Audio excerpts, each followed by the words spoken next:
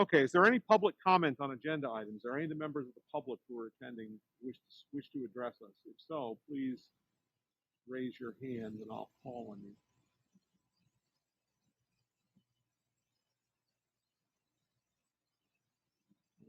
Okay, I don't see anyone. Okay, we'll move on. The consent agenda is next. There are minutes of the Board of Ed meeting of October 5, 2020. Does anyone wish to make any changes or remove this from the consent agenda?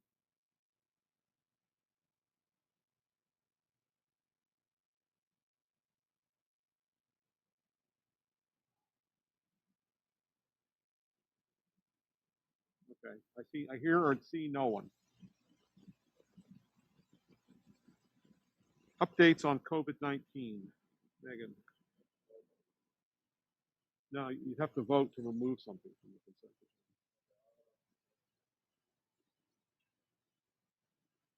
agenda. Okay. Let the record reflect it. By the way, can people hear me on the screen? Okay, even though I'm on mute. Excellent. Let the record reflect that Mr. Naughton is abstains from the minutes of the Board of Ed meeting October 5. Okay. Now update on COVID-19. Okay. Microphone, you better? Yes, it's good, Megan. All right. Can I just ask Nicole if you can you hear me? Okay, thank you. All right. Well, we have had some changes with our COVID-19 status. The CDC has changed their guidelines about a primary contact. The new guidelines state that it is a cumulative 15 minutes within 6 feet of a COVID positive case in a 24-hour period. I can say we've always been using that standard for us in our contact tracing. So to say that there's no change in our practices right now, as of today, we did have a member of the Chappaqua community who tested positive today. The last time the person was in school was on Friday. Our trace contacting had revealed that 3 members of our school would be considered primary contacts. All 3 have been quarantined and are seeking testing. Please note, and this is a very important thing to make certain everybody's aware of, that if you are placed in quarantine as a primary contact, you may not test out of quarantine. I know that the governor has made some adjustments with travel advisories in which people can, when they return to the state, have a PCR test and can return after 72 hours if they have a negative COVID test in hand. You may not test out of quarantine when you've been placed in there as a primary contact. So we do have 3 people who right now are quarantined.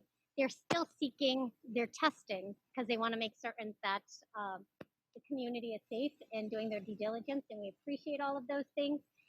But it should be noticed that at this time, we are tracking for any spread. And if they test positive, then that starts another set of contact tracing. So we continue to watch and monitor as situations evolve. However, right now, we know that there were 3 people who we've identified as primary contacts, and they have been removed from the school for 14 days. It should also be noted that the Wolcott Tech had a community member who tested positive, and we happened to play Wolcott Tech on Tuesday. I did send out a notification, even though DPH said it wasn't necessary. I think, again, when people have an awareness of what's happening around us, it only helps people to know that we continue to be diligent. I took vigilance and diligence and put them together.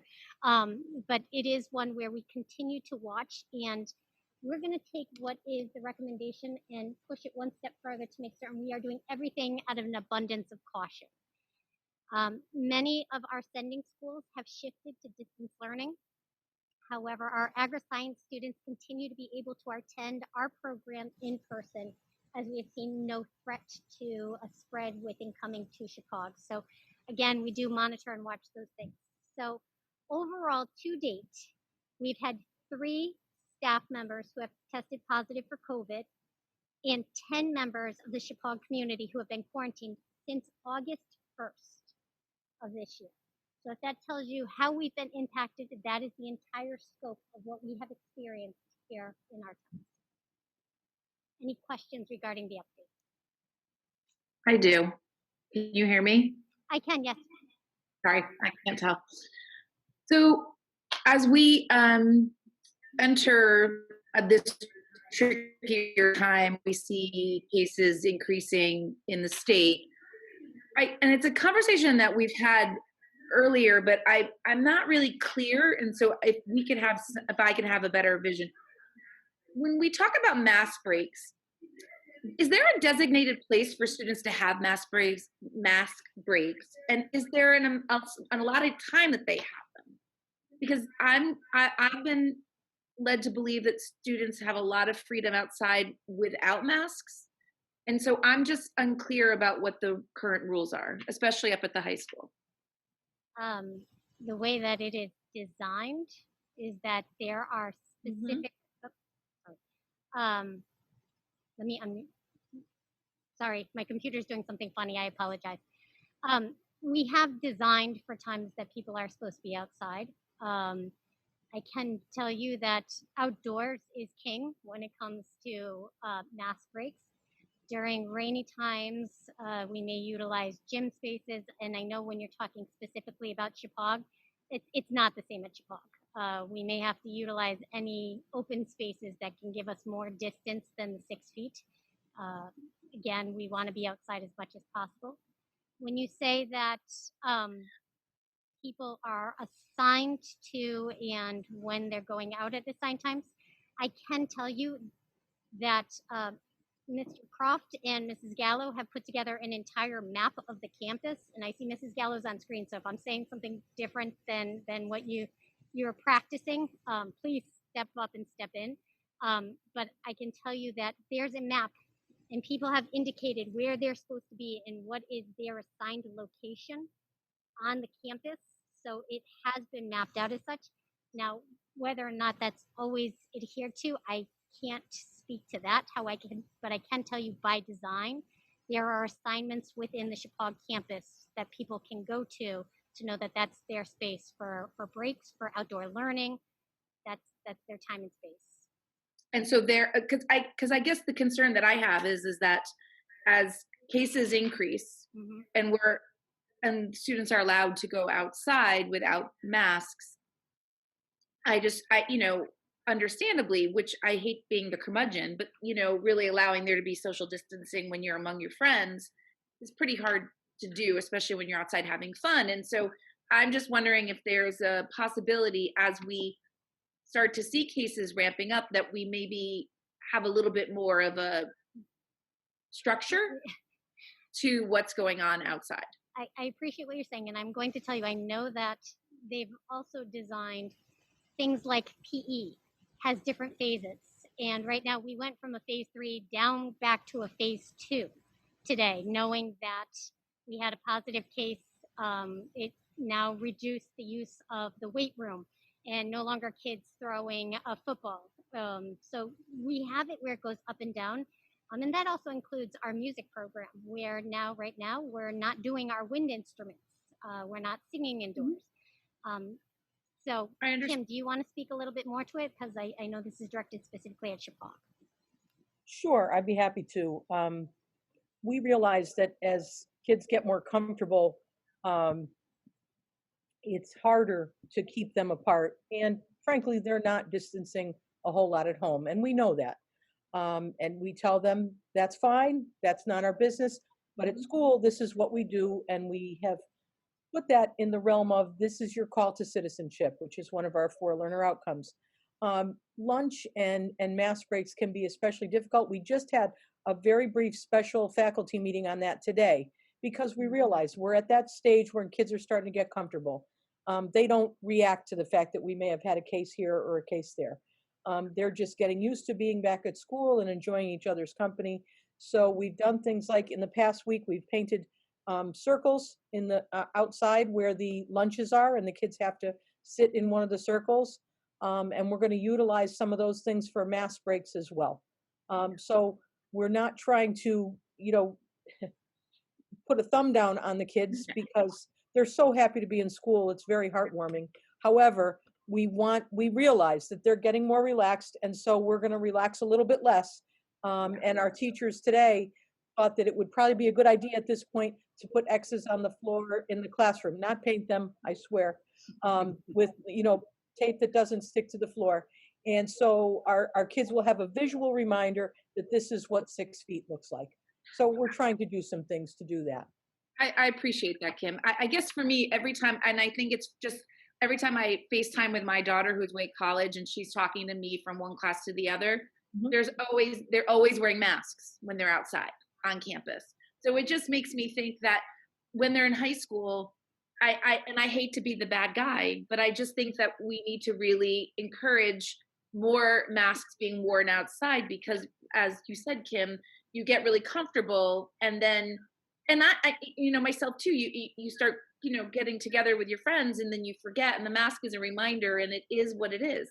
So I just think as we move forward in the fall and in the winter, I just think it's in everyone's best interest to really be more diligent about making sure they're wearing masks outside. And I personally don't know if there's really a strong need to have them wearing their mask breaks as I do when they're in elementary school. That's me. I know it's not the most popular thought among the kids, but that's just how I feel.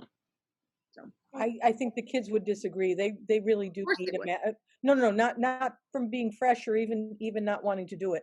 No, I know. I think it's, in college you have a class and then you can go back to your dorm. In high school you're there for 7 hours. I don't. I agree. Even longer. So I do think they need mask breaks. I really do. And what we do outside is when the kids, when they're playing after lunch, because I have 3 lunch duties a day. And when my kids start playing after lunch and I can see that they're starting to be closer together, I say, listen, you've got to have your mask on if you're going to do that. And they do. They pop their mask right back on again. They've been they've been really, really good. But I hope that this reassures you that we are getting more, just a bit more strict as we realize that they're relaxing. We're trying to respond to that with more structure. Go ahead, Mike. Just a question in terms of the weather changing now that we're getting into colder seasons. We may get lucky and we may have, some warmer temperatures, but as it gets colder, I imagine that things like lunch will move primarily indoors. I haven't walked over to the cafeteria, so are the students, as they're eating lunch, are they socially distanced? Right now, they've been primarily outdoors eating, and it's very serendipitous that you asked the question today, as I just sent out a reminder to our parents that dress very warmly because we're going to be pushing the temperatures and getting the kids outside, and knowing that the windows are going to be open. Right. Unless the thermostat drops below 40, and even then it's intermittent opening of the windows because fresh air is king. So we are trying to be outdoors, but if and when we come indoors, it is still more than 6 feet apart. I can tell you at the elementary schools, we ask the kids to eat everything and then put on the mask, and then they can socialize a little bit. But there's a quiet time when they're just eating because we know we're vulnerable without the mask.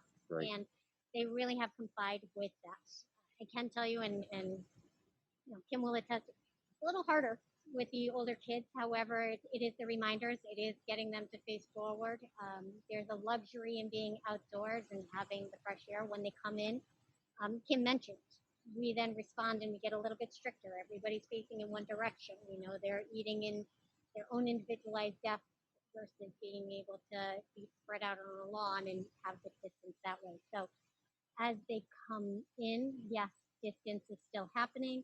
Yes, we put on more rules because of the fact that they're more compromised when they're indoors.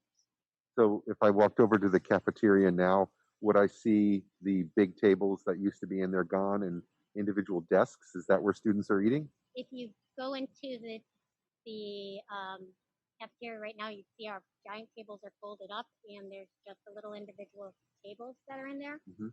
But most of the people are eating outside still. We were going to kick over into our next phase, which was going to have more students in the cafeteria. But given a positive case today, we changed that. So, yeah. Great. Thank Jim, you. anything you want to add to that, or did I encapsulate it? No, that's perfect.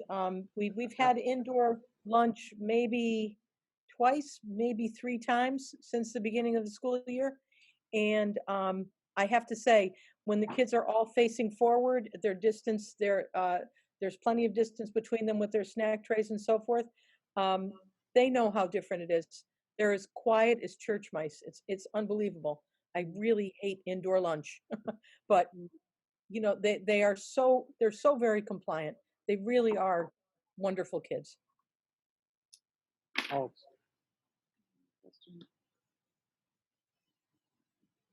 Can I ask one more question? There we go. I think it's really important, Megan, to keep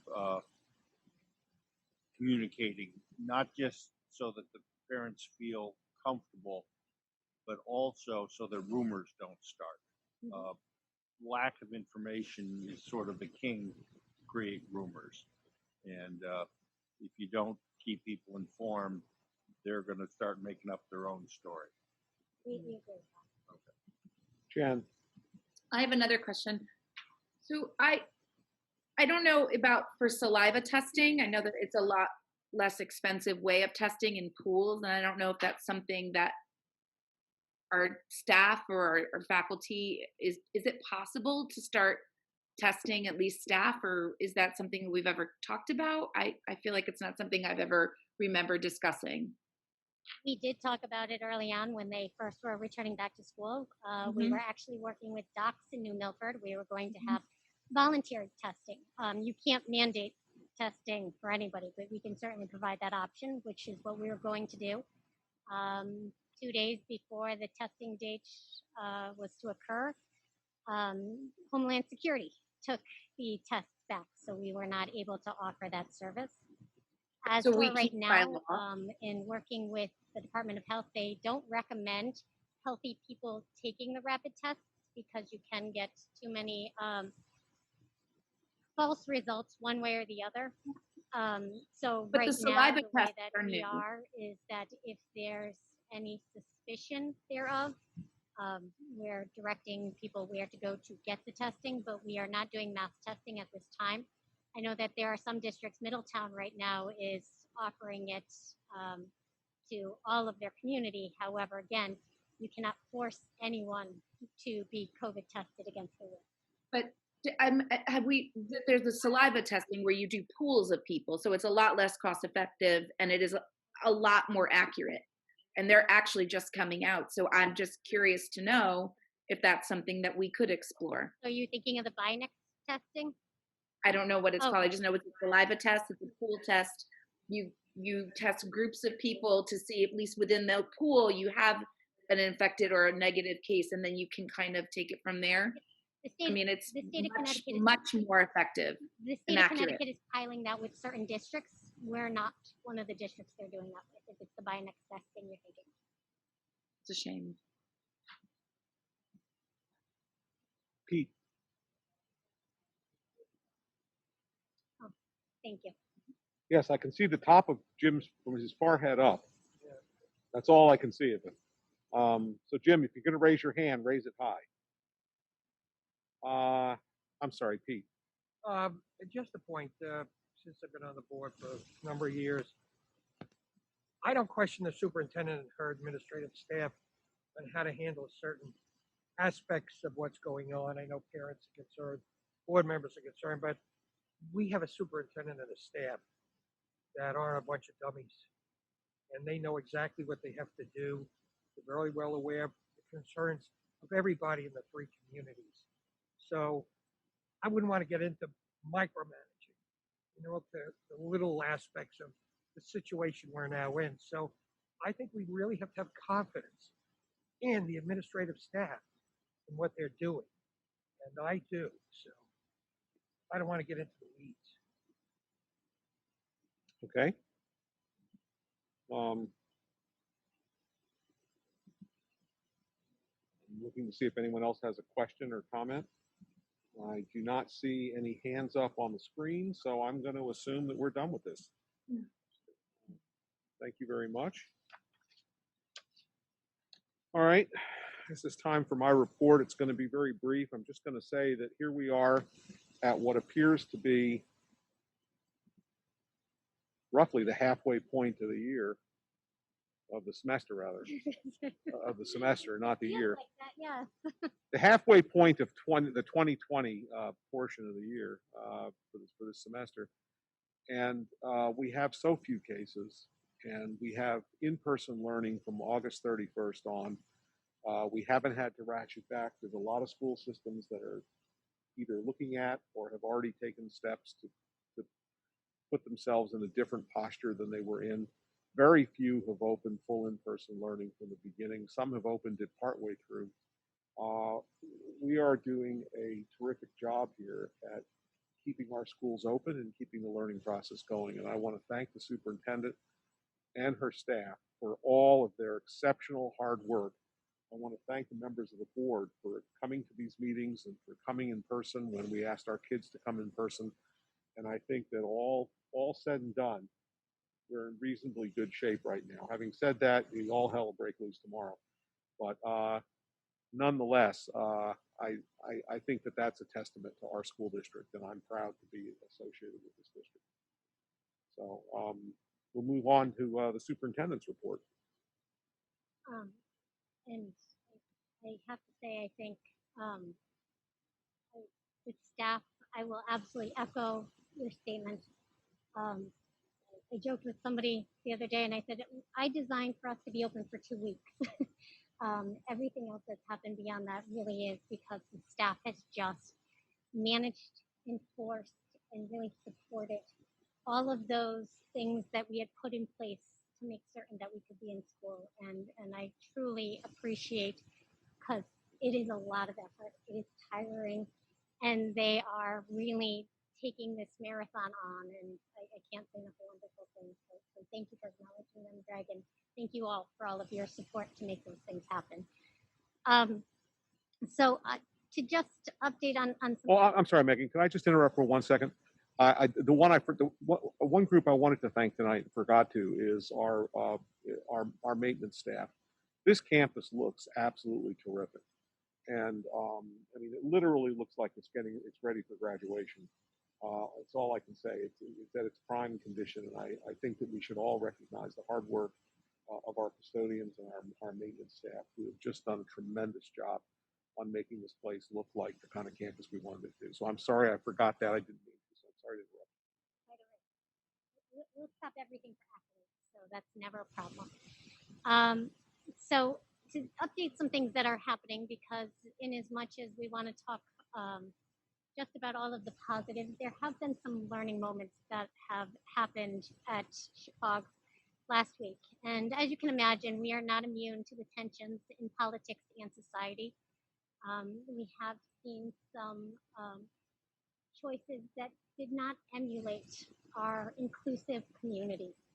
And because of that, we are actually looking to create some learning moments for our students in inviting conversations, forums for racial equality, diversity, and inclusion that are balanced conversations.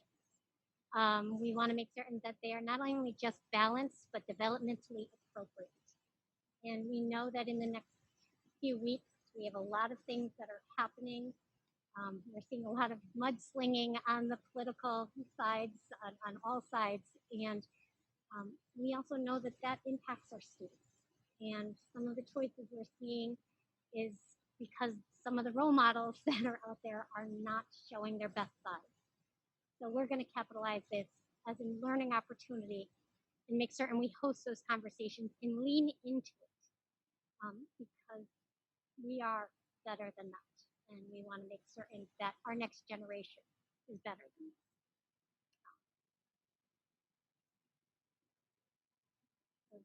that. When we went to the convention last year, one of the last things that I went to was talk about intolerance from Norgatuck High School. No, it was the whole school district. And they had a program that I thought was really great, so you may want to get in touch with them and see what they're doing. It seemed to really work there, and they have a lot of more problems there than we do. So that's maybe something you might want to look at.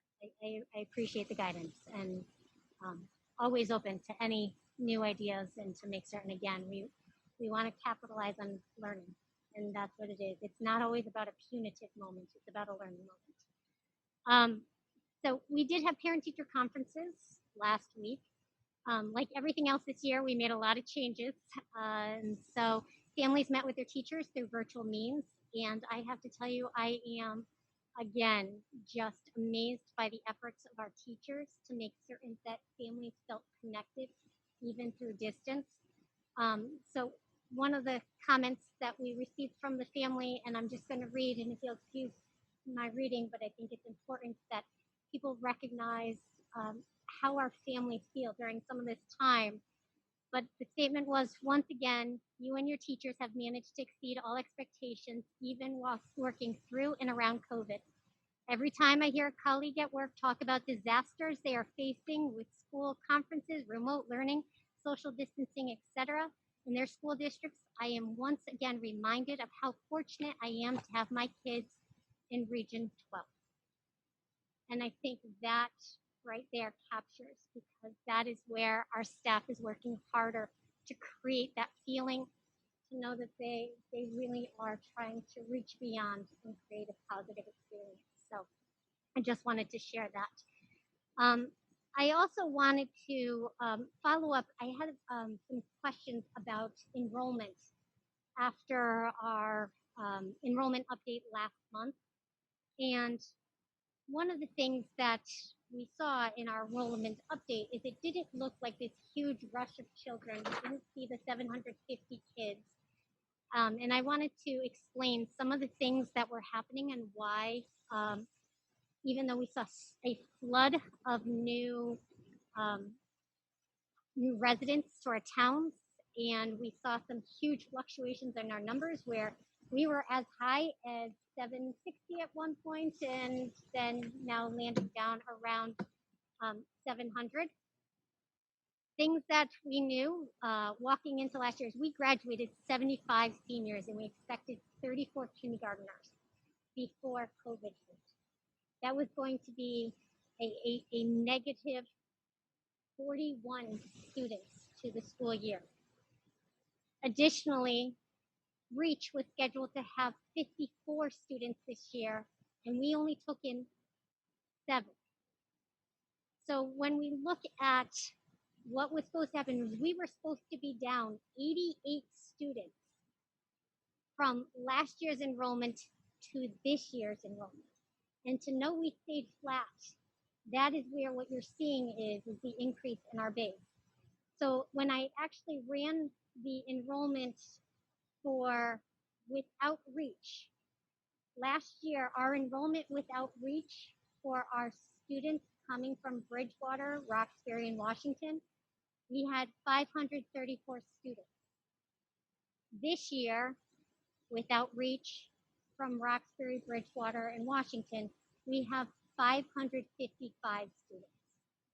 So that is the uptick that we're seeing, but I know when you're looking at the bottom line, it can mask a lot of the story. So I just wanted to make certain that I made that clear, and any confusion, please feel free to reach out to me. The last thing I wanted to just talk about is the fact that Halloween is going to look different this year. Our schools will still provide some fun, festive activities for our students, whether some of them may be dressing up, some of them may be doing some craft activities, but we will not be able to do our traditional parades.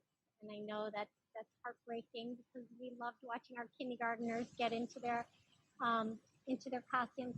Good news, everybody's wearing a mask this year, though, so that's an upside.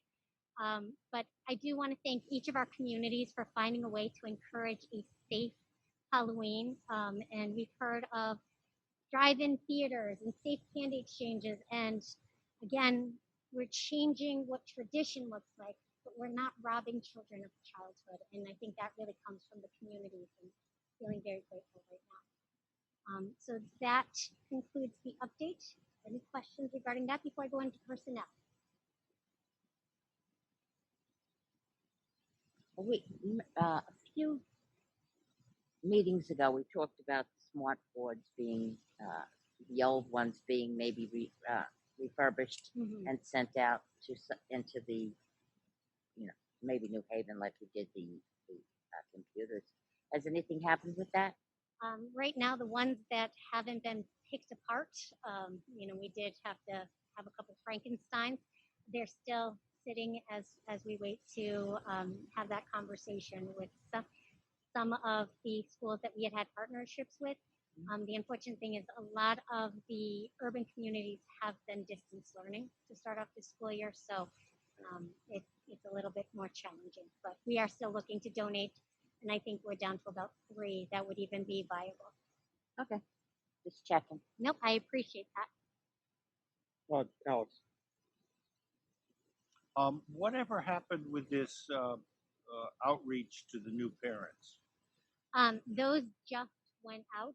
The Oh. emails just went out to the families. So all of our new families should have received your personalized message. And so I'd say that probably within the next upcoming week. Would you send me or us the list of who you sent our? It's hard because I can't share the names of people. It has to go in reverse, which is why Okay. I did it in this direction.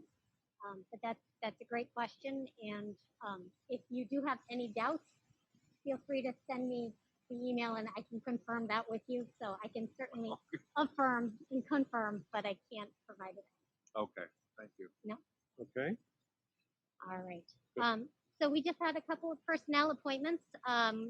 We invite and welcome Craig Bliven, who is our new food service driver, and that has been working out wonderfully. So what he does is once our cafeteria staff makes all of the lunches, he brings them to each of the elementary schools. And because they're cold lunches, the elementary schools then put them off into their refrigerator and they get handed out at lunchtime. So that's been working out very, very well for us. Chelsea Bowen is our new part-time library clerk at WPS. She works for us for 10 hours a week.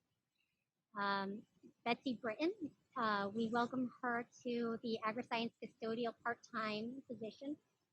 She is currently working in our cafeteria, but she'll also be part-time helping us out with our Agri-science custodial needs. And we welcome Sarah Lance as our cheerleading coach for Chicago. We're hoping to have the cheerleading season. Like all of our winter sports right now, everything is still up in the air and we're waiting for the CIAC. But we know that Sarah will be a welcomed addition to our cheerleading squad. We do have one resignation. Hillary Swayak. She is our first grade teacher at Food Free. And so at this time, we are looking for a first grade teacher until the end of the year at Food Free Elementary. Okay. Alex. Once again, normally you give us a list of positions that are unfilled. Mm-hmm. Do we have a lot of unfilled positions still? Yep, that's what I provide in the board weekly updates.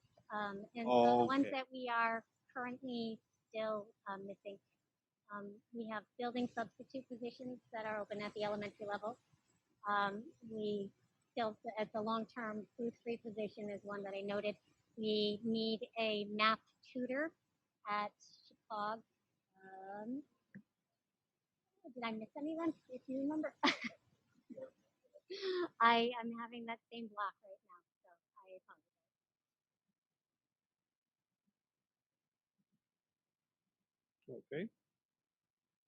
apologize. Okay. Treasurer's report, John. Yes, as treasurer, it's one of my duties is to go down to the CEO business office and review the payments and vouchers other than the salary line items. And this morning I did that, and it's a very enlightening experience as I get to see where the budget monies, are actually spent. And some of the things that I noted this morning that stood out, COVID-related expenses, were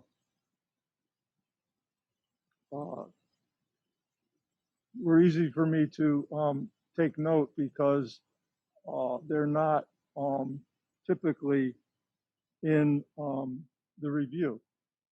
So the one of the things was the legal expenses that COVID is incurring, and the other was the purchasing of personal protective equipment. And I know that these extra expenses are going to be difficult to manage unless the state fulfills their COVID relief funding. On a positive note, Nicole renegotiated our premium. Actually, she found a new company for the Washington Primary School flood insurance. And that premium was going to be $63,000, she just told me. And she managed to find a company that is going to insure the Washington Primary School against flood for $37,000. So she managed to save the district $26,000 and should be commended for that. Another interesting purchase was the Agri-science department purchased animal, I believe it's canine and cow, abdominal surgical trainers using the FF&E, the Furniture, Fixtures, and Equipment grant. This sounds like a good addition in that it'll definitely benefit the STEM portion of the agri-science instruction. And it also will, be beneficial in the students' careers ultimately. So thank you for doing that. And I guess that's about it. Any questions? I don't see anyone raising their hand. Okay, thank you, John. We'll go on to committee reports. Mary, anything, Cabe? Well, the legal issues virtual workshop is next week, which you probably know about. And so anybody that wants to have anything to do with that should sign up. There's also going to be a webinar series on November 16th. It's roles and responsibilities of board members and superintendents. On the 17th, it is continuing conversations, what we've learned and what we need to think about. And on the 18th, it's the board's role in communications. Anybody that wants to sign up for that webinar series should also do so. That's it. Thank you, Mary. Mike, curriculum and educational programming? We didn't have a meeting last week, so that was canceled. Okay. Alex, finance and operations? Yes, we had our last meeting October 5th. All members were present, and Megan, Nicole, and Don were also there. We discussed the financials, much of which John has touched on. The one thing that did stand out was health insurance costs had dropped 16%. Now, that doesn't mean they won't come back, that some of this stuff hasn't been put off. But for the short term, it's encouraging. We discussed the COVID expenses. We also brought up an important issue about contractor bidding, what the policy should be, whether we should raise the limits on what needs to be put out to bid. And questions such as, what if one contractor has 4 contracts with each of the 4 schools? How should that be handled? Should that be considered 1, or should that be considered 4? This is something that's ongoing, and I think at some point it'll be brought to the board to decide what we want to do about this. We discussed the lower soccer fields and the policy on the cutting of it. I think this is something that several years ago we acted on, or it came up but never was acted on. But anyway, the outcome is that we will pay for half of the cost of maintaining the lower field, up to $4,000, and it's being used by us and by the town soccer teams. The last thing that we discussed had to do with card readers. Who and which doors would and when would people be allowed in? We got a new printer. We had 200 cards on hand. The ink was due to come in. I assume it's come in. Okay, with logos and photos. Okay. And the cards can be connected with the cameras. The only other thing is that we've decided to limit Megan's ability to get in the building so that she'll go home at times. But anyway, that is my report. Thank you, Alex. Mary. Alex, with health insurance, you just have to be careful. We have to not think that the rates won't go back up, because it's usually based on use, and most people were not going to the doctor during the COVID high. That's why I said it would. Yeah. It will probably have a bounce back. Right. And like a pendulum, it'll swing more than just come back. Right. Okay. Jim, labor negotiations? You have to unmute There are yourself. no labor negotiations going on at this time.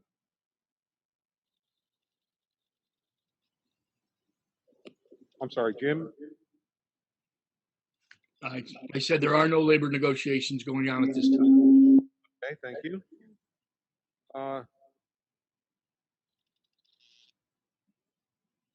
Strategic long-range planning, Julie.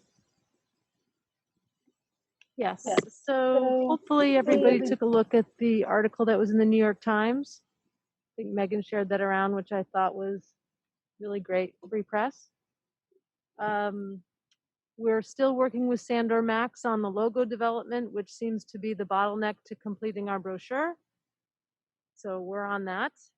And the ambassador program, as Megan mentioned, is underway. So hopefully those of you who signed up will be hearing something from some of the new families. And as far as our long range goals, we have a meeting on November 2nd to progress with those. That's all I've got. Okay. All right, we're going to move on to new business and updates. First item is the Agri-science recruitment presentation. Mike Boucher and the Agri-science team, you're on. Hello, and thank you again for having us. We created a very brief assist in showing our recruitment efforts in a very strange year. I did first want to echo what Board Chair Greg Cava, Superintendent Bennett, and many of us have shared how everyone's really stepped up throughout this pandemic. It's been a real pleasure being around the kids, and the kids have been heroic in their efforts to stay in school and practice social distancing, and it's been great to be around. I'm going to share my screen.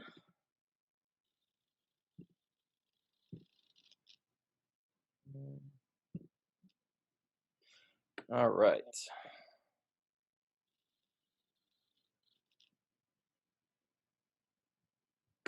So recruiting this year is significantly different for a multitude of reasons. First being that we are, the district of choice for many sending districts where not all are full in person like we are. Actually, the only district that's full in hasn't had to go home for at least a little while is Sherman. But before I get into the specifics with recruiting, I did want to introduce to everyone Dr. Ann Hermans. She's joined us tonight. She is our lovely new agri-science teacher, and she has been an amazing addition to our staff. The connection she's made, not just with our faculty, but with our students in such a quick manner, has been really a delight to witness. She is an integral member of this team. I just wanted to let her introduce herself real quickly, and then I'll get going. Good evening, everybody. It's great to meet you. Thank you for having me, and it's a privilege to serve Region 12. Thank you. Thank you, Dr. Hermans. And I also wanted to give a shout out to another one of our agri-science teachers, our culinary extraordinaire, Miss Rachel Murray, who also joined us tonight. Hello, everybody. Fantastic. All right, without further ado. So this was, I wanted to put some kind of visual. Obviously, not every one of these towns is part of our, cohort for sending districts. But I wanted to give everyone a visual of what we're up against when it comes to recruiting. And currently, we have Brookfield, who is in the hybrid model, but they're currently remote. We have Danbury, who is currently remote. They were supposed to start hybrid today, but they elected not to due to a spike in cases. New Fairfield is just returned to in-person today after a brief remote learning period. New Milford is in a hybrid model. Newtown is in a hybrid model. And Sherman is all in person. Again, Sherman is a K-8 school.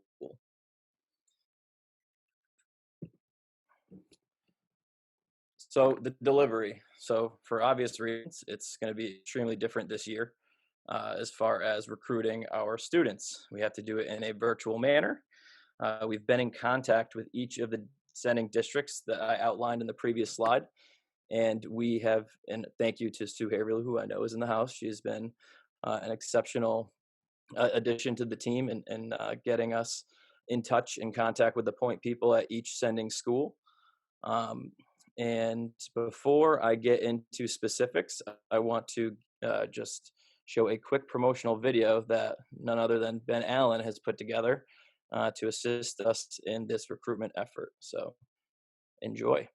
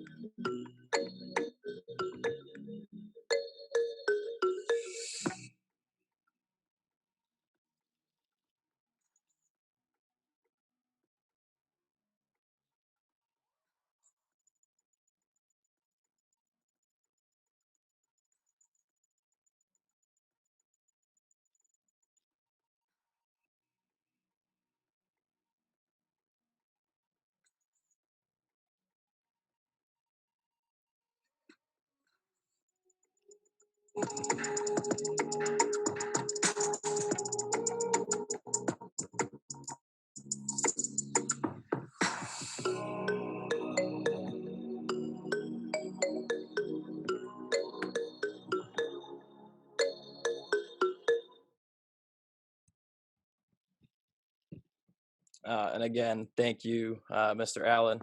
He's been working closely with us and in making that happen. The aerial shot that you see in this slide actually was taken by one of our drones that our power structural 10th grade class has been working with.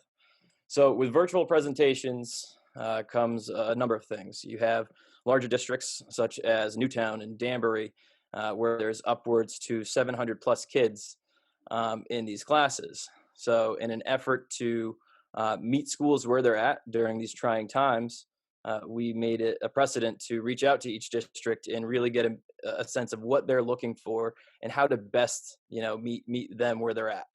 And so we've been in contact with everyone. We have solidified plans with each school within each sending district. And what that looks like right now is we are putting together recordings. These recordings are not just the same recording sent to each school. These recordings are going to be unique to each district, and in one instance, as in Danbury, it's going to be unique to each school. When I say that, as much as I like, hearing from my colleagues and watching faculty, I'm all about student-led, students being the leaders of the recruitment effort. And our kids, our agri-science kids, have really bought into this idea.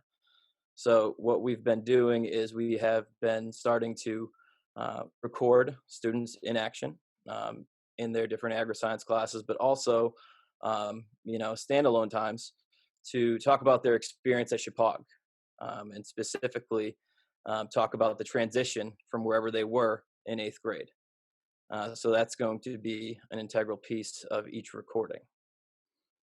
In addition to the recordings that we're sending to each district, which we're hopeful to have done by the first week of November, end of next week, November 10th being the latest, there's going to be a live Q&A session for interested students.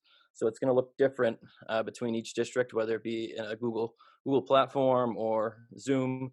But again, we're working closely, and we have dates locked down for those Q&A sessions already. The good thing about, I guess the positive about the virtual recruitment is, flexible scheduling.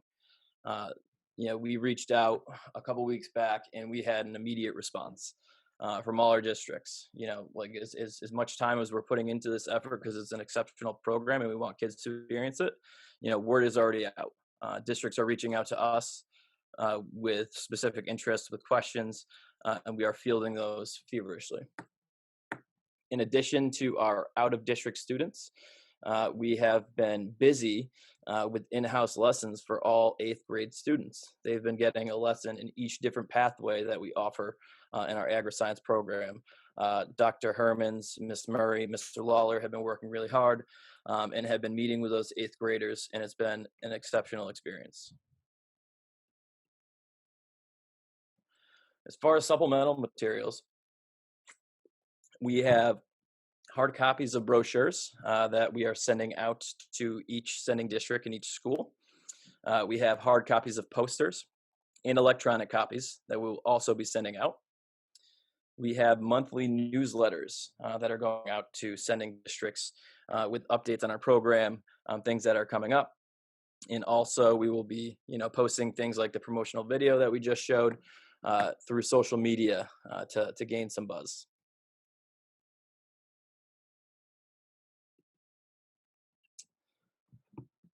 Open house. So we have on the calendar, we have an open house for Saturday, November 14th. Invitations were emailed and mailed to all sending districts. Ms. Gallo, wrote a beautiful letter to these districts, inviting them to open house, very cautiously adding that although we're hoping for in-person, it's very much subject to change for obvious reasons. The whole open house is going to be student-led. We're looking for small pods led by students from different districts and, from Region 12 to show students around the facilities and introduce Chippewa to them, for many of them for the first time. And I had to add a picture of our alpaca that joined us on Friday. I had to get a close look for myself. And we have Addie and Raina.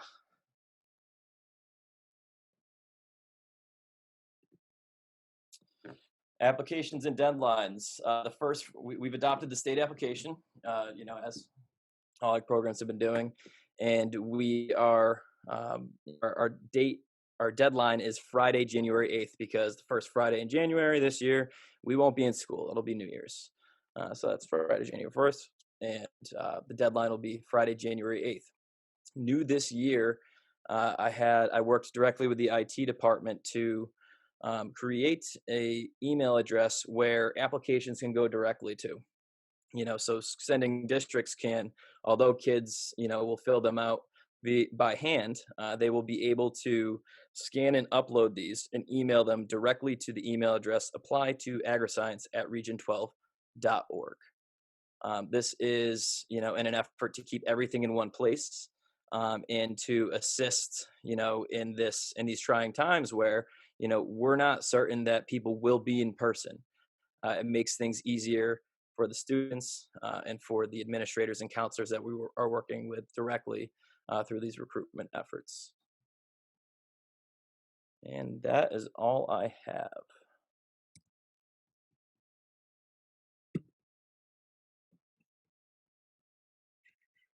So thank you again.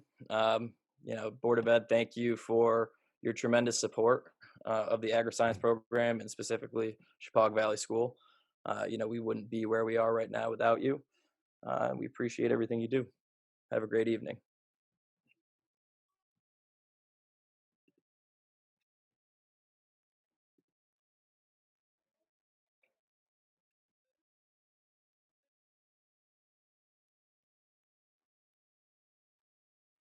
Radio silence.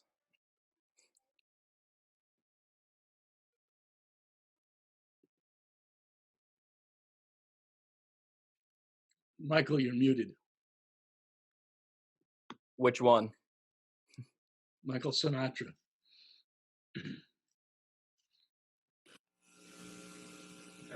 Okay, sure. How's that, any better? Okay, that's all right. I just wanted to thank you, Mike. I think that the approach of having the student voices from Chippewa be kind of your best ambassadors is really the right move. Peers want to hear from other peers, especially students that have just gone through the application process. The other suggestion I had for you is, other than students being great ambassadors, another suggestion would be having our animals be our ambassadors as well. Have you considered like a live stream of some of the alpacas or other large animals that we have? Right. I'm thinking of maybe packaging that to some of the districts that we're looking to recruit from as social emotional anxiety relief. I know a lot of my students are obsessed with animal videos right about now, and they're watching zoo video feeds about penguins. Wouldn't it be cool if we can have them a live alpaca feed for them? We did have that last year, so we do have the barn camera. Oh, great. And so the animals just returned back to us on Friday, Mhm. and now we just have to set up the cameras in the new barn. So there is a plan. What we did was we had the live feed actually on our Agri-science website, so that way click on and get your fill. So Yeah. we want to continue those things. Great. But I was thinking too, just there's so many schools that are looking for ways to relieve anxiety right about now. And that's another way we can kind of get the message out there while providing a community service. Good idea to push that out. Thanks, Mike. Are there other questions? I see no one with their hand up on the screen, so thank you very much, Mike. Thank you. Wherever you are. There he is. Okay. We'll move on to the Chippewa building completion update.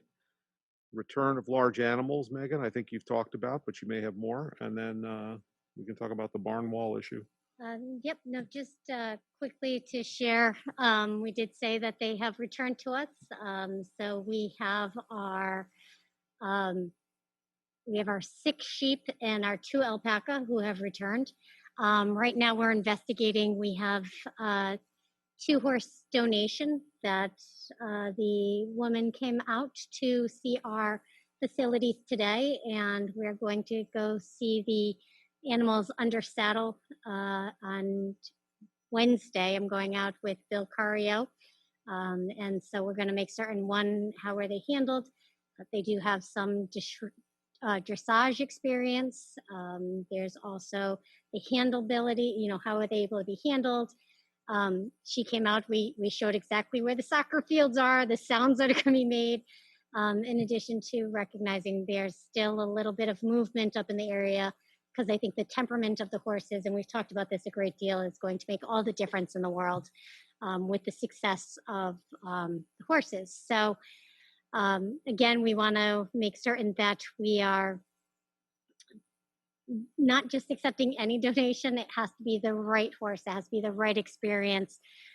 Additionally, there's some community partners that are looking to use our indoor riding ring.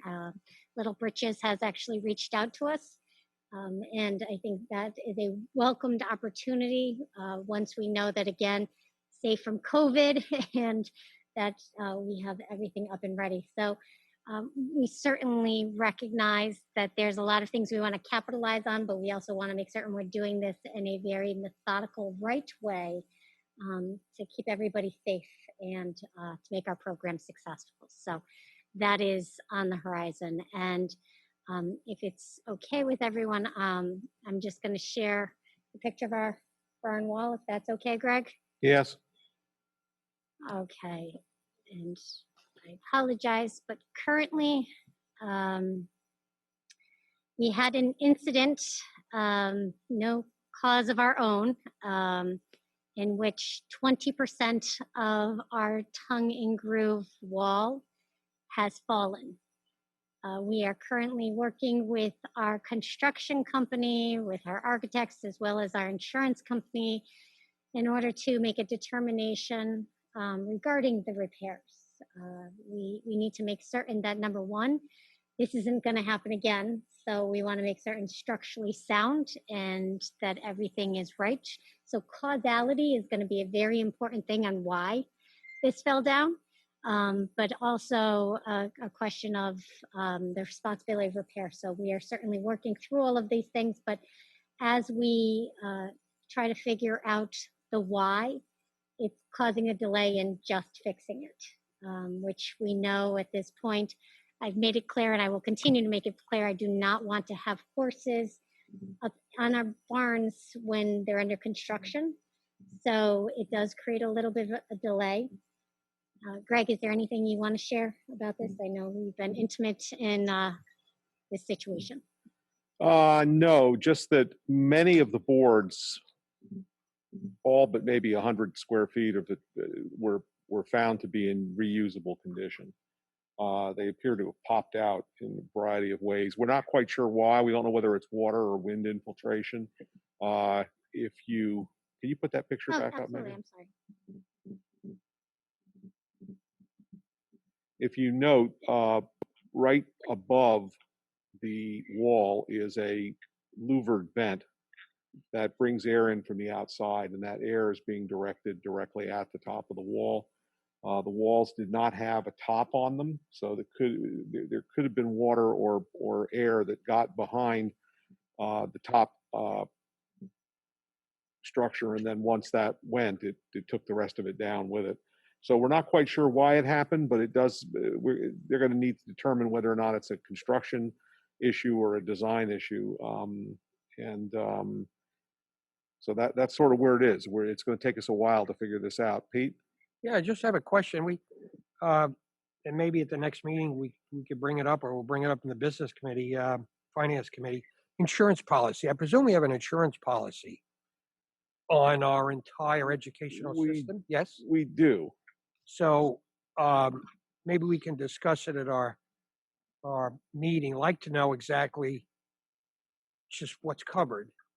I mean, I don't know what this covered under, except I guess because it's new, the company that installed it is, well, the construction company is going to fix it. But in general terms, it would be nice to know just exactly what does our insurance policy cover, because 3 or 4 years go down the road and we're responsible for anything that may happen in all of the new construction we've done.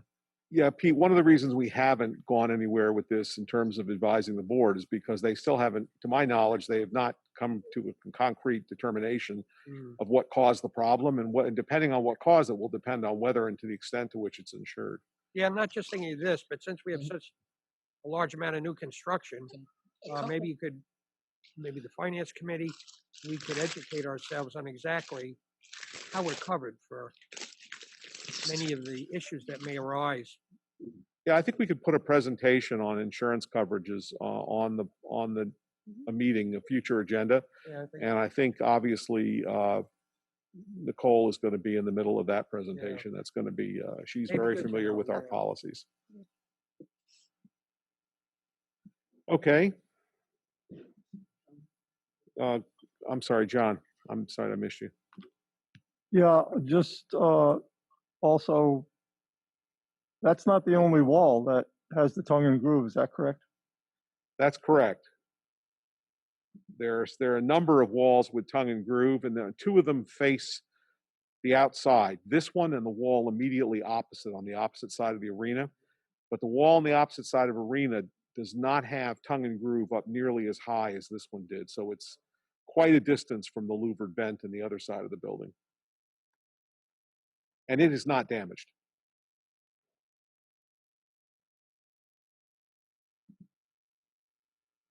Okay. Any other questions? I don't see any hands up on the screen, and I don't see any in the room. So we'll move on then to the distance learning state of instruction. Okay. Just to update where we are regarding our distance learning, we started this year with 132 students distance learning. We currently have 83 distance learners. So I don't want to mislead everyone. Not all of them came back into school. Some of them have decided to homeschool their children. We actually have 3 families who made the decision to homeschool rather than continue with distance learning. But I am very concerned about some of our distance learning not being successful within their educational environment. As of 2 weeks ago, at Chippewa, 37% of the students that were learning from home were failing 2 or more classes. Now, I can tell you we have absolutely given the attention to that. We have had counselors we're supporting to make certain that the students are able to achieve. A lot of the failures are actually the failure to submit work. And so falling behind and lagging in some of those things and then drowning in some of the work. So we're working with families, but we also recognize that there's limitations to some of those distance learning supports. It requires more from families. Families are turned into educational managers, and we are trying to find ways to provide that support, to help create that independence. Our guidance staff is creating opportunities for our distance learners to get some self-advocacy skills, because you do need to speak up when you're online through the screen in order to get some attention. The teacher is going to have checkpoints, but it's also one that the lesson may continue to move on. So we are right now recognizing the challenges that happen with a fused classroom. That's what I'm going to call it. I don't want to call it a blended model because it's not. It's a fused classroom. It is our teachers trying to teach virtually as well as in person, and saying it and hearing from others and feeling like they're failing because they're not able to reach through that screen. And when you want every child to succeed, it's very hard. And so teachers are trying to be very creative in how do we engage our distance learners. And we now have a committee at Chippewa that is working with not just attendance, but engagement. And there are things that we are seeing some teachers burning out faster. I've not seen the level of distress this early in the year. We're trying to, and we're very thankful for the opportunities that the board has provided for the additional early release days. But we're also having conversations with other districts to see if we can't do some kind of a learning consortium in which we take our distance learners that may be happening within our districts and see if they can't have a person who is solely dedicated to distance learning. So we've started this conversation with Ed Advance. There's a lot of legalities to it. We're still working through it, but to really say that right now, what we do recognize is the challenge of trying to do both. There are some students who are independent learners and are doing wonderfully through distance learning. I don't want to say that everybody's failing. There are some who are actually performing better than we've seen. But it's also one that we're recognizing that there's extra work that needs to happen. And I think right now, turning to the teachers and saying, do even more, we're hitting breaking points. And so I'm certainly looking for some other resources and opportunities beyond our own district. So I wanted to bring that to the board's attention because I don't want to sell this as everything is sunshine and roses. There's definitely challenges that are happening within. Alex.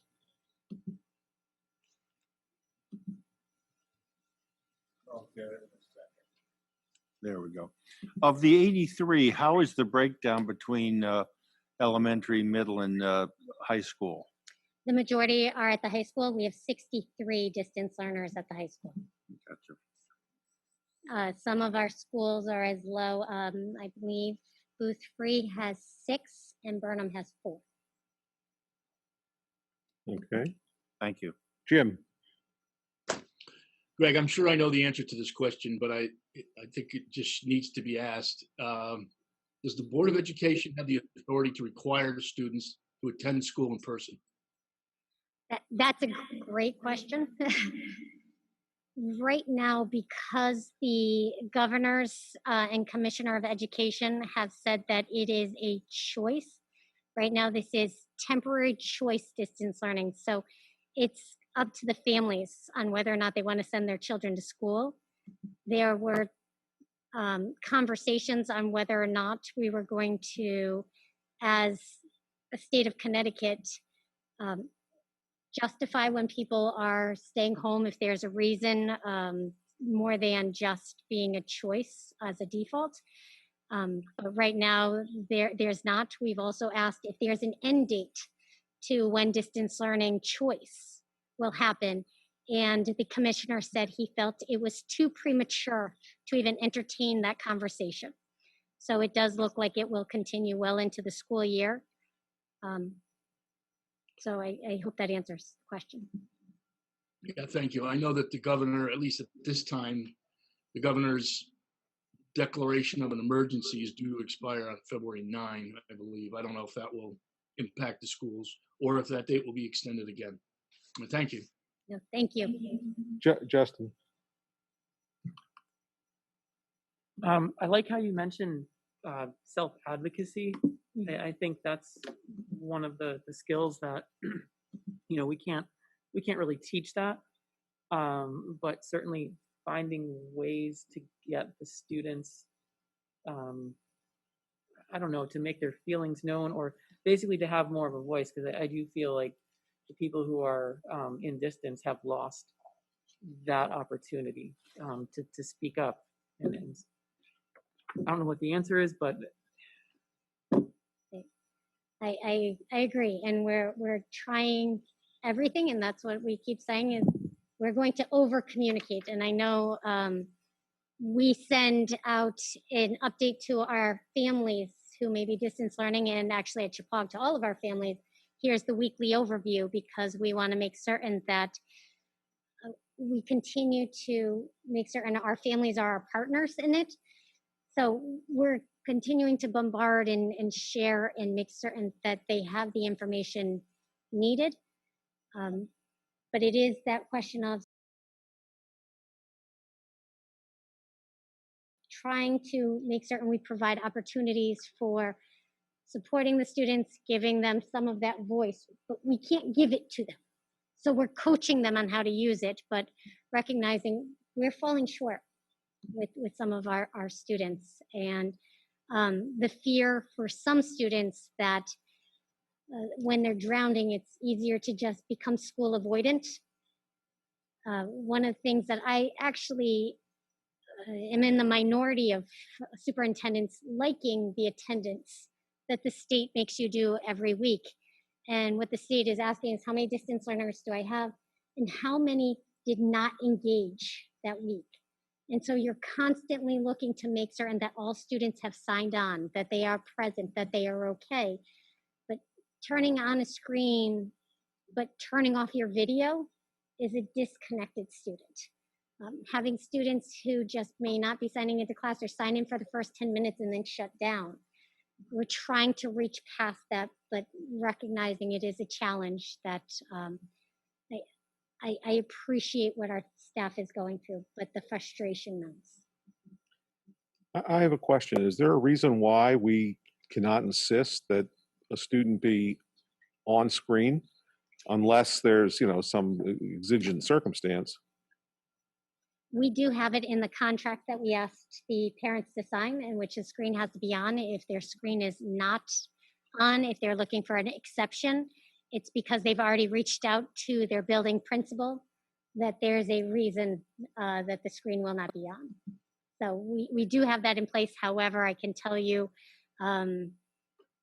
that real time moment that it's happening and not being able to always go and get the student to turn it on or get to the principal, sometimes you're chasing it down. But yes, we do have something in place. Yes, we've asked the parents to sign off on that. Okay, John? Yeah, I neglected to ask this during the ag present and the population presentation, but approximately how many agri-science students are on distance learning? Do you know? That's a great question. I know with certainty I have 4. However, I don't think that that's all that I have. So I know I have at least 4. I can get back to the board if that's okay. I don't have that information readily available. Okay, Jim? Yeah, Megan, this may be a matter of semantics, but I don't know if I'm quoting you exactly when you just were speaking. You said we're failing. I'm not sure if failing was the word you used. Is it really we're failing? I mean, how hard you and your staff and the teachers are working. Are we failing, or are these students and their families failing? We've given them every opportunity. They've chosen a way to operate, and they're not keeping up. So I don't think you should. I understand that you feel a responsibility for the whole system, and I appreciate that.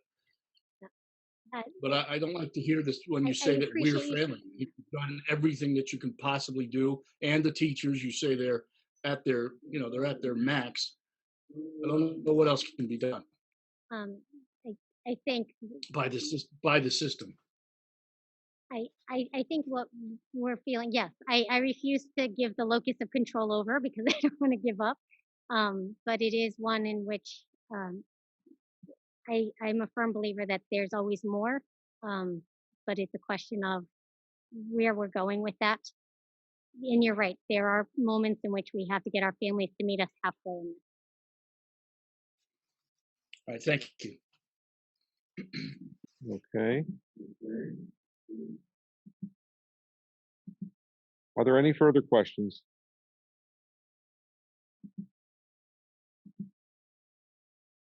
Okay. Thank you very much. We'll move on to action items. The first one is to consider and, if appropriate, delay the opening of REACH for non-mandated students until the start of the 2021-2022 school year. Megan?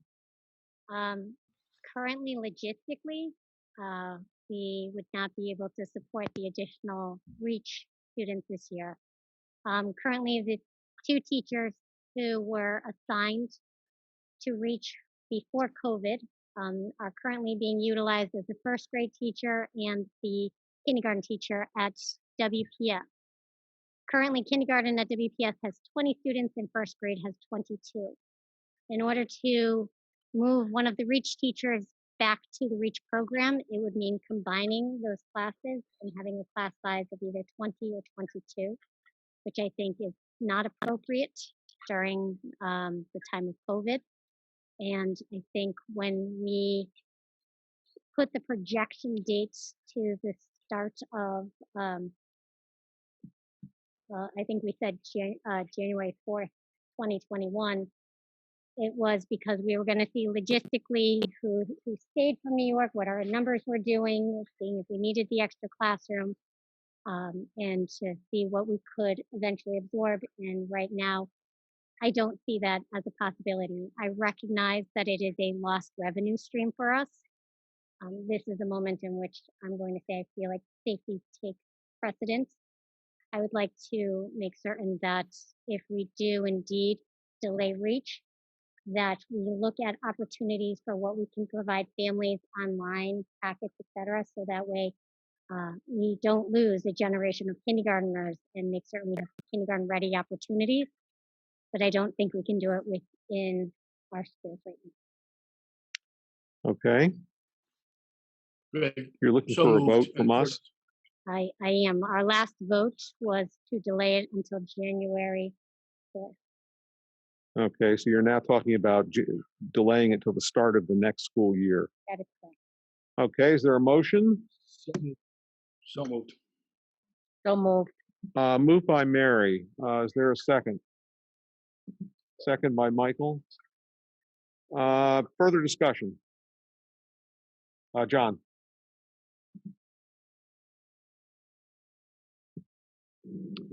I would not be in favor of this.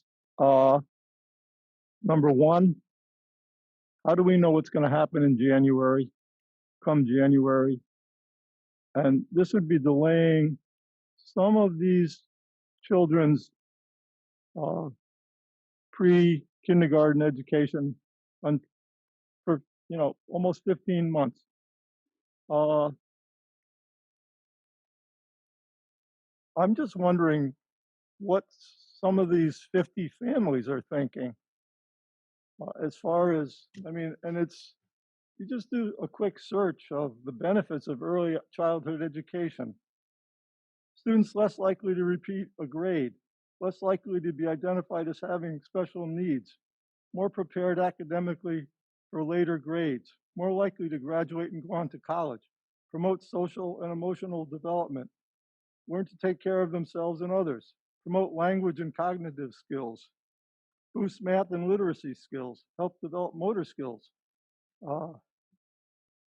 I realize that, COVID has some negative impacts, but this, the elimination of the pre-kindergarten program is definitely a long-lasting impact on, the early childhood development.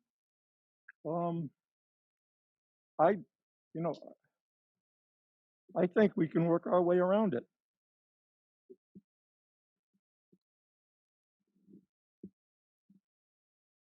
Okay.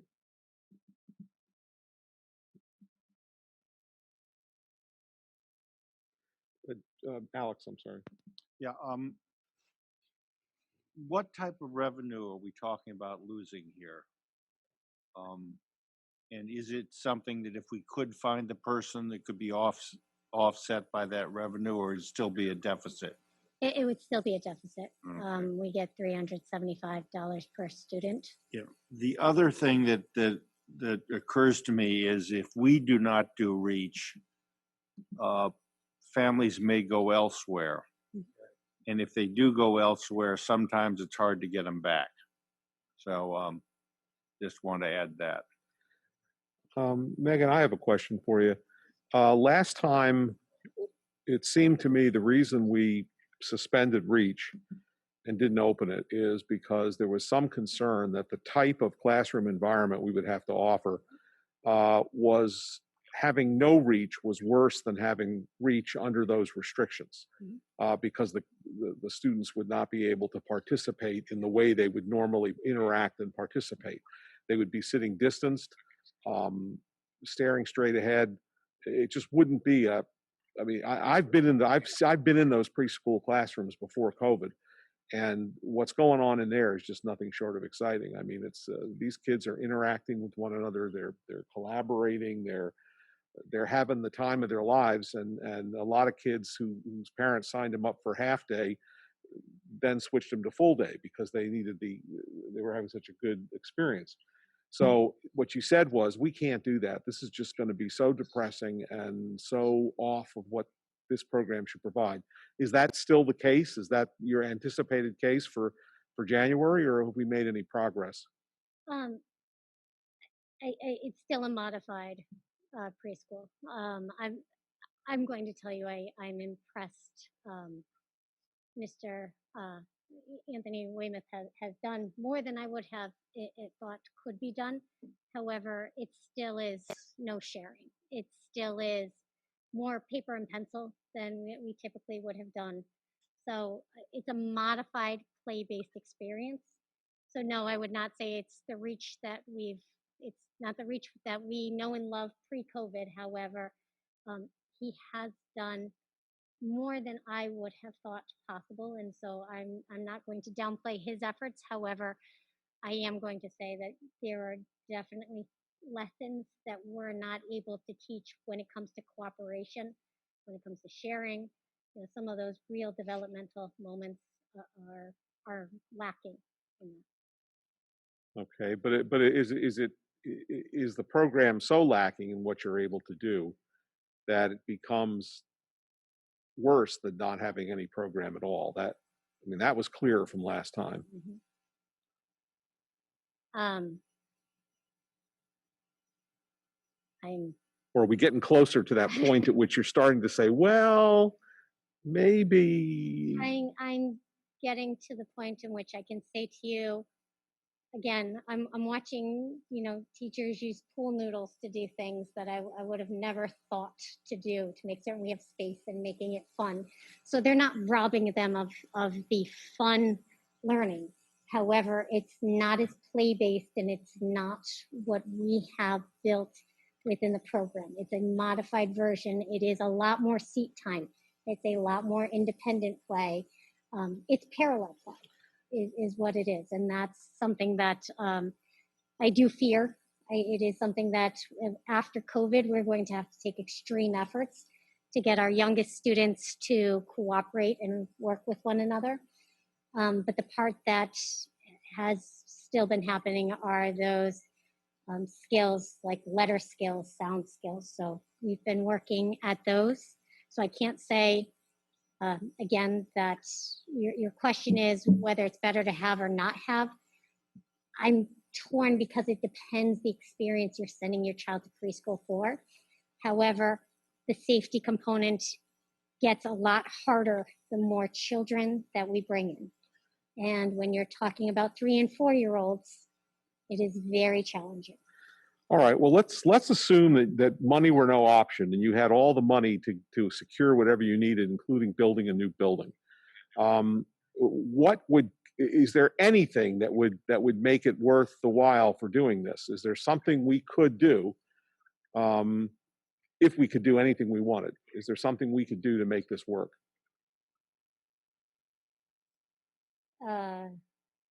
Including more staff and more space. Yeah, is the issue we just don't have enough money to devote to it, and because we don't have enough staff, and theoretically, if you've got all the money in the world, you can get staff. I don't know about during COVID. That's weird because there's some people that just don't want to work because they're afraid for their health. But assuming you could get staff and you had the money for it, assuming you could get more space, if that's what you need, what would it take to get us there? What if you took over the gymnasium in Washington Primary? Every space is being utilized. Okay. I can't say that there's anything that's going unused right now. And even when it's not gym class, it's where lunch is happening. It's where mass breaks are happening. So I can't say that there's this risk. It would literally be taking one of our classrooms, putting the children, combining them into another classroom in order to open up a space is what we'd be looking at. So essentially, I'm compromising the space and safety for kindergarten and first graders in order to open up space to our 3 and 4-year-olds. So that's a big trade-off. That's a big ask right now. John, you're absolutely right. I can't, and it chokes me up hearing this is going to be one that has impact going in years to follow. And I think we have to realize there is a COVID impact. And as much as we're trying everything to normalize, as much as we're in school and we are better off than some of our counterparts being in school, there is absolutely sacrifices that are happening. And I hate that there's educational sacrifices. I hate the fact that we have to choose between doubling up and making less space and impacting and getting less than 6 feet for kindergarten and first graders in order to open up a space for preschool. And again, for a preschool, that is also going to be a watered down version of what we've always provided to children. So this is where my recommendation and my suggestion is we look towards what can we do for creating online supports, creating packets, creating kindergarten ready opportunities, and whether it's reading at night or whether it's, finding library times that we send one of the teachers to in a small group or doing things like that. But right now, to open up Reach, it would create a compromise within the school of compromising and putting more children into a classroom and then encroaching on the 6 feet of space. Okay. John? Megan, just as a reaction, I know there's planning involved. I'm just questioning the necessity to decide tonight. I mean, is it possible to delay until December or something like that and still, have a window? We could. And if you were to ask me, one of the reasons I was waiting, the immunization and conversations of what that was going to be and what it was going to look like was also factoring into some of the dates. But there's nothing, I don't want to give families false assurances. They also need to plan. They also need to be able to figure out what they doing for kindergarten readiness, childcare. And Alex, you're right. We may lose them to other programs in other schools. That is a risk that we take. I mean, you hear every day, there's a challenge in Hartford right now about these young students, the necessity for these young students to wear masks in the classroom. There's a lawsuit. And I don't know, I mean, things could definitely change in a few months.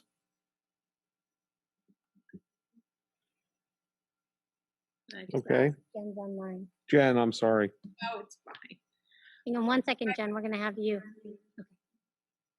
My heart is breaking because I feel your pain, Megan, and at the same time, it's so hard to know, because if it's not going to be the success that it usually is it really in their best interest? Have you had any feedback from parents about, and at all, about what? I have. And what are you hearing? So I don't echo. So I have met, I've done PTO parent conversations with each one of our elementary schools, and the question came up, and really parents looking for is it going to happen? Are we going to have Reach? And the parents, when I said, it's not my recommendation, I'm bringing this to the board, it's a board decision. However, my recommendation is going to be to hold off Reach until the following year. And it actually came from one of the parents who said, could you at least post some things online, have some of the teachers do something online so we could access videos or to get some of the materials that may help them be kindergarten ready, just so that way they're not lost going into it. We just, we'll do what we can on our part. And I think that's a more than fair request in what we can do and what we can provide. So that is the feedback that I've gotten so far, is families looking for an answer, not, and I'm going to use the words, not to be strung along, and just looking for then what supports could we offer them as they want to prepare their children for kindergarten. All right, Jen? Just a couple questions. And hold on a second. 1 second, Jen. Okay. So is Mr. Weymouth doing something else in the district at the moment? No, so we do have Reach that is happening. We do have some students who have mandated Reach services, and we did put all of the Reach names into a hat and did a lotto for, currently we have 8 students in Reach. So the 2 other teachers were Ann Westcott and Jill Haran, and they're currently serving as kindergarten and first grade teachers at WPS for the extra classrooms that we needed. I guess I wonder if it would be possible to create some sense of a community within Reach, as I'm hopeful that as the weather gets warmer in the spring, and to at least have some connection with the students and the parents, so that we maybe don't lose them. Whether it's inviting them to come outside when the weather is nicer in the spring, and just really starting to create a stronger engagement, so that they, you're still keeping connected to them. And I know you're really great at keeping the communication open, Megan, but it might be in our best interest to just have little opportunities, pull those students into the district and involve them somehow physically, if it's an outdoor something. I don't know. No, I think that's actually a great idea to look for opportunities, but recognizing they may not be part of an official program. So that way families see it as this is a value added moment versus recognizing that it's not going to be an everyday opportunity. I think that's a great idea. And maybe even, if the spring comes and our world opens up a little bit, maybe inviting them to field day to participate, or just to be part of the community in the day, so that they get a sense of something. Mm-hmm. So.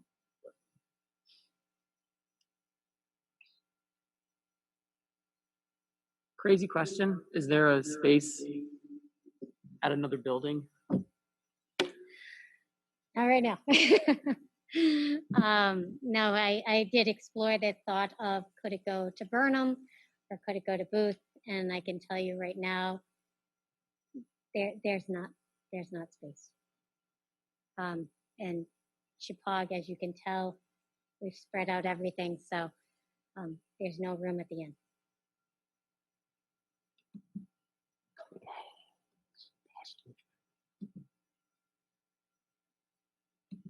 I'm sorry, Justin, go ahead. Is the stage being used, like that area Here? in the auditorium? Yes. That's actually music classes. In order to get 12 feet, we utilize that. Also, our big classes, anything over 20, typically goes in that direction or in the mall. Mary? Megan, to go along with what Jen was saying, maybe in the spring when it is warmer, maybe you could do something with at the pavilion at Washington at the Washington Fields there. I love that idea, and I welcome that idea. I think that. And maybe you can do it once a week, or just something so they can get to see each other and meet each other. Mm. And I think we can certainly create a stipend of sorts to do something like that. It's right now knowing that I know our families have to plan. Anybody who was holding on for hope for January and trying to make certain we're fair to them. Mike? Megan, I don't know if you tried Washington Town Hall. I have not tried that. And certainly have that conversation. However, it would require us hiring somebody for that position. But we can certainly look for opportunities again, where if it's mini lesson or things that we do from time to time, that would probably be my recommendation over just trying to reopen the REACH program for January.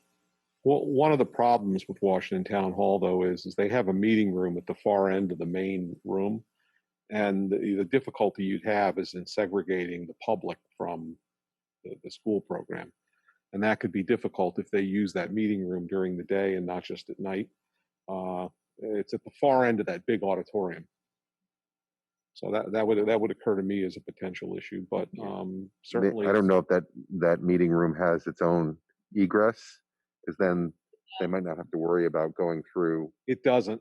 Yeah. It's literally a room that they just created off the end of it, and I don't believe there's any other egress or ingress to that room. You have to go through the auditorium No, to that's get not there. I've had meetings there many times. I go out the back all the time from there. And that's always been the way it is. But they may not use it during the day very much, so it's a possibility. It's just something to consider. Jen looks like she's got a lot to say. Jen, go ahead. I was just going to say that actually you can access it from outside. I do it all the time when I attend meetings there. So there is a side door that takes you outside to the back. Ah, well, thank you very much for that, because I never found that door. I'll look for it the next time I'm there again. You're in there. Okay. Anyone else? All right, well, we've got a motion. It's been made and seconded. If there's no further discussion, I'll put it to a vote. Sue, why don't you call the roll, because I got people on the screen and I can't keep the gallery view on my screen for more than a few seconds. So. Not gonna help. Nay.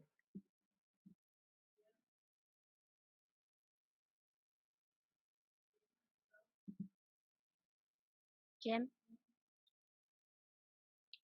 Can't. Yes, Jim. Okay. Did you say Jim?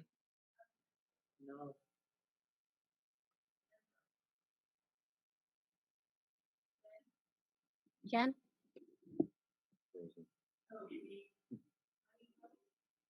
Oh, me? I'm gonna say no. I'm sorry. I'll vote yes.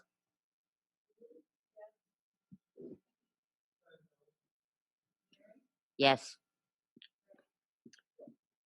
Reluctantly, I'm going to vote yes.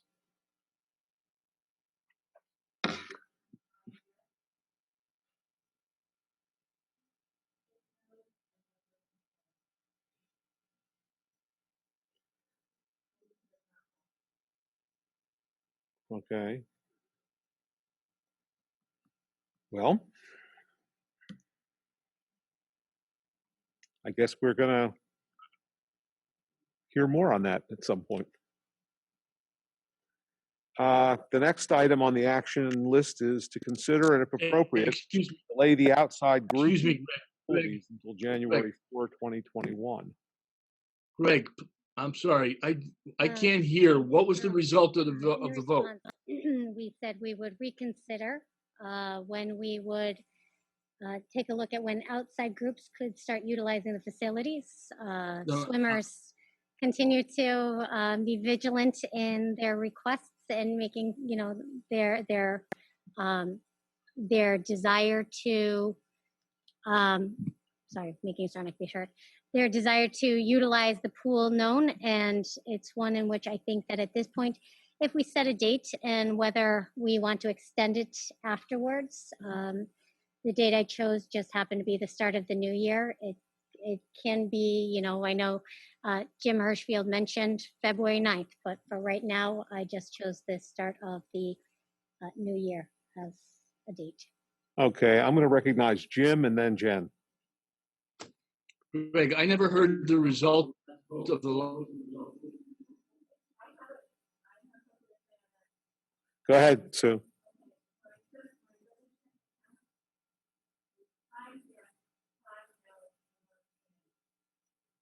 So it's still the motion fails. Last vote. What was the motion? The motion fails. I cannot hear.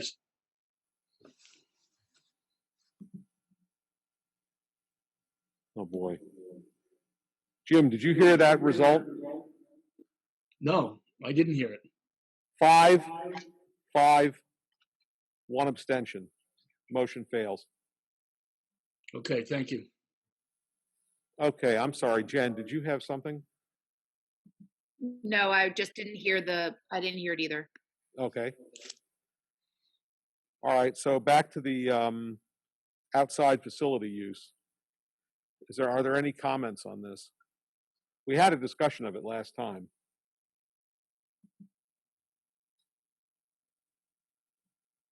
Alex.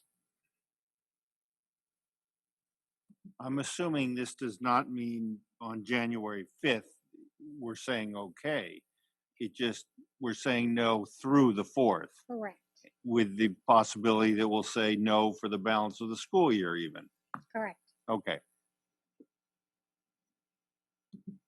Okay.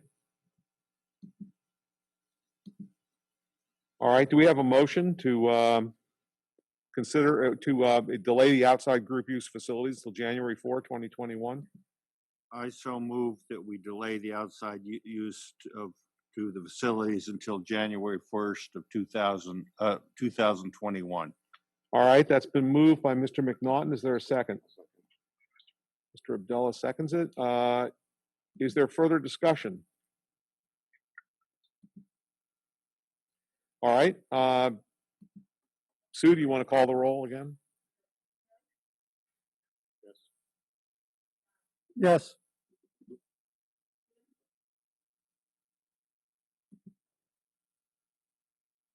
Jim? I can't hear her. Yes. Okay, yes. Yes.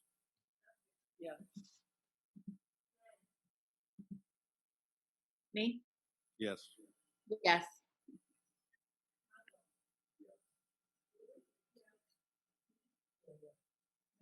Yes.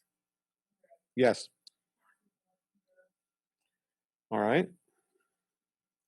At this point, do we have a motion to go into executive session to consider and discuss a student residency issue, a student incident at SVS, and to discuss the MOA for custodian and cafeteria union? Greg, I'm sorry. Is Greg, there a second? Greg, I'll second. Alex seconded. All those in favor? Greg, Uh, are there any opposed? Greg, For the people on, I'm sorry, Jim. Greg. Yeah. Before we vote, before the vote on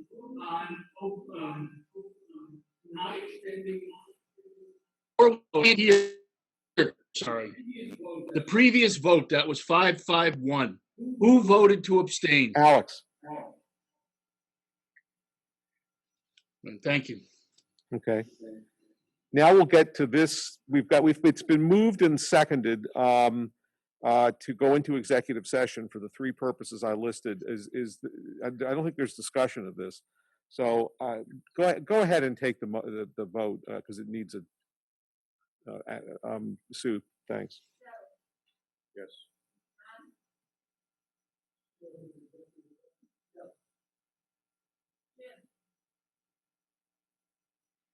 Yes. Yes. Okay. Okay. Yes. Yes.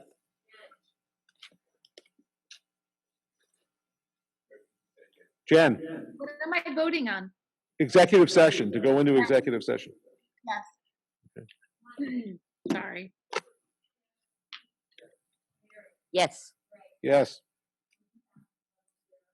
All right, well, then we are going into executive session as of 9 o'clock.